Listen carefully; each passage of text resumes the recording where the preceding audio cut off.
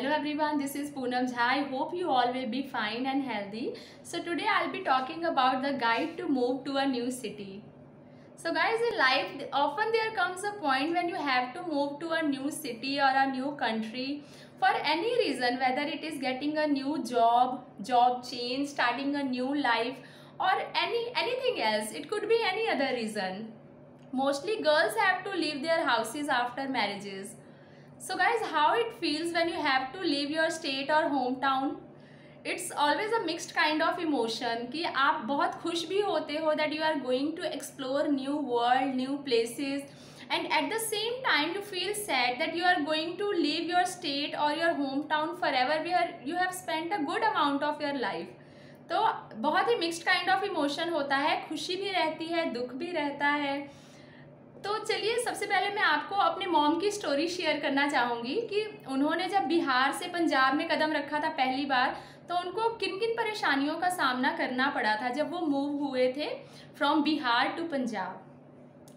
So my parents got married in 1983 and after marriage मेरे पापा तो पंजाब में वापस आ गए थे. वो पंजाब में जॉब करते थे और मम्मी जो है वो बिहार में ही 3 साल रुकी थी मेरे ग्रैंड मदर के पास. Then in 1986 they finally moved to Punjab. तो जब मम्मी पंजाब में आई थी it was totally a different kind of environment for her. तो उनको प्रॉपरली हिंदी भी उस टाइम पे बोलनी नहीं आती थी. She couldn't even speak proper Hindi, और पंजाब में बोली जाती है पंजाबी लैंग्वेज. तो उनके लिए बहुत उनको मुश्किलों का सामना करना पड़ा था. जैसे कि वो बताते हैं कि क्योंकि बिहार में भोजपुरी लैंग्वेज बोली जाती है तो उनको भोजपुरी लैंग्वेज आती थी, हिंदी या पंजाबी नहीं आती थी.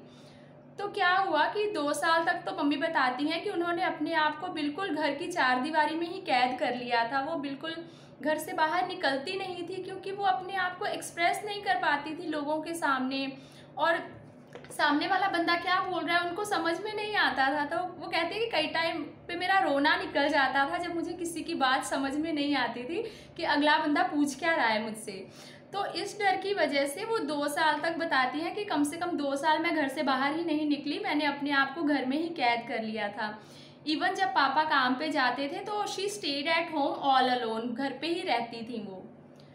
तब क्या हुआ कि आफ्टर फ्यू ईयर्स उन्होंने अपना फर्स्ट स्टेप लिया कि उन्होंने शी टुक द इनिशिएटिव. जो हमारे नेबर थे, पंजाबी लेडी एक रहती थी हमारे नेबरहुड में, वो बहुत ही सपोर्टिव और बहुत ही नाइस थी. तो मम्मी ने उनके साथ जैसे अंदर बाहर थोड़ा निकलना स्टार्ट किया. तो इससे क्या हुआ कि उनको धीरे धीरे पंजाबी लैंग्वेज समझ में आनी शुरू हो गई थी.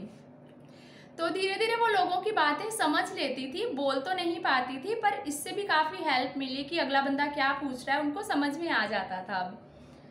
तो इससे ये साबित होता है कि पहला कदम तो हमेशा आपको ही लेना पड़ता है. अगर आप किसी नई जगह पे गए हो तो सबसे पहले you have to take the initiative. आप बाहर निकलिए, लोगों से बातचीत करना शुरू करिए. तब हो सकता है आप उस जगह का जो एनवायरनमेंट है उसको अच्छी तरह से समझ पाओगे. लोगों से मेल जोल बढ़ाइए जितना ज़्यादा हो सके. और सेकंड पॉइंट हमारे लिए ये अच्छा साबित हुआ था कि मेरी मम्मा ने स्टिचिंग सीख ली थी वहाँ पे.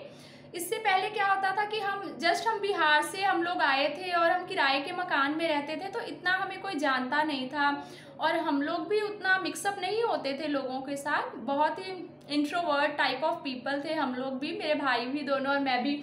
हम ज़्यादा लोगों से घुलने मिलने वाले लोगों में से नहीं थे, अपने आप में ही बिल्कुल सिमट के रहते थे. तो जब मम्मी ने स्टिचिंग सीख ली तो इसका ये फ़ायदा हुआ था कि मेरी गली मोहल्ले की जो लेडीज़ है वो मम्मी के पास ही आती थी सूट वगैरह स्टिच करवाने के लिए. तो थोड़े बहुत लोग हमको जानने पहचानने लग गए थे. जैसे earlier we were not being invited to the birthday parties और वेडिंग इनविटेशंस, लेकिन बाद में क्या हुआ, ठीक है हमें भी लोग बर्थडे पार्टी पे बुलाने लग गए थे, वेडिंग इनविटेशंस आने लग गए थे कि लोगों को पता लगा था हाँ ये कोई लोग रह रहे हैं यहाँ पे भी, बिहार से आके बहुत अच्छी फैमिली कोई रह रही है यहाँ पे. So I was born and raised in Jalandhar Punjab. तो बहुत ही पंजाबी लोग जो होते हैं they are full of life and energy, बहुत जिंदा दिल खुश मिजाज लोग होते हैं. तो बहुत ही अच्छा लगा वहाँ रह के. I have spent a good amount of life there. तो उसके बाद क्या हुआ, कि मम्मी ने जब स्टिचिंग सीख ली तो ये भी एक फ़ायदा हुआ कि लोग हमें जानने पहचानने लग गए। मतलब दूसरा पॉइंट ये है that you have to try to learn something new. आपको कोई नया स्किल सीखना चाहिए, इससे आपको बहुत हेल्प मिलेगी। वहाँ के एनवायरनमेंट में घुलने मिलने में लोग आपको थोड़ा जानने पहचानने लग जाते हैं, तो आपको वहाँ रहने में बहुत सुविधा होती है। तो ये तो मॉम की स्टोरी थी। अब अगर मैं अपनी बात करूँ तो मैंने 2019 में पंजाब से नोएडा में मूव किया था। तो जब मैं नोएडा आई पंजाब से, it was also totally a different environment for me, क्योंकि जो फ्लैट लाइफ है ये वहाँ की लाइफ से बिल्कुल ही अलग थी। तो फ्लैट्स में क्या होता है कि लोग एक दूसरे से ज़्यादा बातचीत नहीं करते, मतलब अपने अपने फ्लैट में सब लोग रहते हैं। हमें ये भी नहीं पता होता हमारे नेबर में कौन रह रहा है नहीं रह रहा है। ज़्यादा लोग घुलते मिलते नहीं हैं, इंटरफेयर नहीं करते आपकी लाइफ में, which is both good and bad. अच्छा भी है कि आपकी लाइफ में लोग दखल अंदाजी नहीं करते हैं, लेकिन बुरा भी लगता है कि कोई किसी को यहाँ पे बुलाता ही नहीं है। क्योंकि मैं जब स्टार्टिंग में आई थी तो मेरी आदत थी, मैं लोगों को देख के जैसे लिफ्ट में कोई लेडी मिली, बच्चा मिला तो स्माइल पास करती थी, तो बदले में भी वैसा रिस्पॉन्स नहीं मिलता था। तो मैंने कहा ठीक है, यहाँ पे ऐसे ही लोग रहते होंगे। फ्लैट सिस्टम जो है वो बिल्कुल अलग होते हैं, तो पंजाब की लाइफ बिल्कुल अलग थी। तो कौन कौन से टिप्स हैं जिससे हमको एक नए शहर में एडजस्ट होने में मदद मिल सकती है, जो मैं अपने पर्सनल एक्सपीरियंसेस के बेसिस पे आपसे शेयर करना चाहती हूँ। सबसे पहले तो जब आप नई जगह पे जाते हैं, जैसे मैं इस सोसाइटी में आई थी, तो वहाँ के व्हाट्सएप ग्रुप ज्वाइन कर लीजिए। जो भी व्हाट्सएप ग्रुप है, इससे क्या होता है कि आपको लोगों को जानने पहचानने में मदद मिलेगी। और व्हाट्सएप ग्रुप में भी अगर आपको कोई चीज़ समझ में नहीं आ रही है तो व्हाट्सएप करके लोगों से पूछ सकते हैं। People are always ready to help you. मुझे भी कुछ नहीं पता लगता है, जैसे कोई नई जगह पे जाना होता है तो मैं व्हाट्सएप में लोगों से पूछ लेती हूँ, लेडीज़ से, कि ये जगह कहाँ पे है, तो हमेशा पॉजिटिव रिस्पॉन्स मिलता है। तो पहला तो व्हाट्सएप ग्रुप्स आप ज्वाइन करिए, जो बिजनेस एडवर्टाइजिंग ग्रुप्स है वो ज्वाइन कर लो आप। इससे क्या होगा that it will be easy for you to find new clients for your product और सर्विसेज। तो बिजनेस एडवर्टाइजिंग ग्रुप्स ज्वाइन कर लो, फेसबुक ग्रुप्स ज्वाइन कर लो। जो भी नई जगह पे आपने मूव ऑन किया है तो उस जगह के जो फेसबुक ग्रुप्स है, try to make new friends on Facebook. तो आपको पता लगेगा आपकी सोसाइटी में, आपके आसपास में कौन कौन लोग रह रहे हैं, उनको मेक देम फेसबुक फ्रेंड्स, उनसे घुलिए मिलिए। Take initiative, make new friends. जैसे शाम के टाइम में आप पार्क में निकल जाओ तो पार्क में लोगों से बातचीत करने की कोशिश करो, नए नए फ्रेंड्स बनाने की कोशिश करो। But do not disturb the ones who are not interested in talking to you. ये तो मैंने अपने पर्सनल एक्सपीरियंस से सीखा है। जो लोग आपसे बातचीत करने में इंटरेस्टेड नहीं है, जो हमेशा लगता है कि हाँ वो मोबाइल लेके अकेले बैठे हुए हैं, उनको डिस्टर्ब मत करो, उनको बुलाने की कोशिश तो ना ही करो, तो वही अच्छा है। तो अपने लाइक माइंडेड पीपल ढूंढने की कोशिश करिए, जैसे आपके जैसे कोई और भी लोग होंगे तो उनसे फ्रेंडशिप करने की कोशिश करिए। जितना लोगों से घुलेंगे मिलेंगे तो उतना आपको उस जगह के बारे में ज़्यादा पता चल पाएगा उन लोगों से, तो बहुत मदद मिल जाती है फिर नए एनवायरनमेंट में रहने में भी। और टेक ट्यूशन क्लासेस। मैंने क्या किया था जब मैं नई नई आई थी यहाँ पे, तो just to keep myself busy मैंने क्या किया, I started to take tuition classes. क्योंकि ऐसे बहुत सारे वर्किंग कपल्स होते हैं who are searching for a helping hand to teach their kids. तो हो सकता है कि आपका जो स्किल है किसी के काम आ जाए, जबकि मुझे नहीं लगता था कि मैं बच्चों को इतना अच्छा पढ़ा सकती हूँ जैसा कि मुझे लोगों से रिस्पॉन्स मिला।